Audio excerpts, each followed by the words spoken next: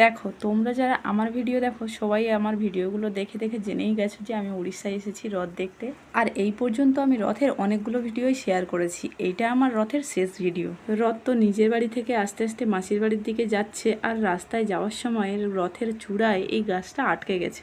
পুরো রাস্তা জুড়ে এই একটাই গাছ ছিল যেই গাছটাতে রথটা আটকে গেছে। এখন পুরোহিত মশাই রথের মাথায় উঠে গাছটা কেটে দিল, আর তারপরে আবারও রথ টানা হলো, আর একটুখানি টানার পরেই চলে এলো রথ মাসির বাড়িতে। এই যে দেখতে পাচ্ছ এটা মাসির বাড়ি, আর রথ এখন এখানে দাঁড় করানো হবে। তারপর রথের সিঁড়ি আসবে, রথের মন্দিরের ওখান থেকে আসলে তারপর সিঁড়ি লাগানো হবে, তারপর ঠাকুর নামানো হবে। যাই হোক, আমরা রথ টেনে এখন এসেছি বাজারে। এখানে বাবা গেছে লস্যি অর্ডার দিতে আমার আর জয়ার জন্য। আর এই যে ফাইনালি আমাদের লস্যিটাও দিয়ে চলে গেল। রথ ট্রেনে এত গরম লেগে গেছে, আমরা সোজা এসেছি আগে ঠান্ডা খেতে। চলো এখন আমরা ঠান্ডা ঠান্ডা লস্যিটা উপভোগ করি। আর তোমাদের ব্লগটা কেমন লাগলো অবশ্যই কমেন্টে জানিও। সবাই ভালো থাকো, সুস্থ থাকো। কালকে আবার অন্য কোনো ব্লগে দেখা হবে। টাটা।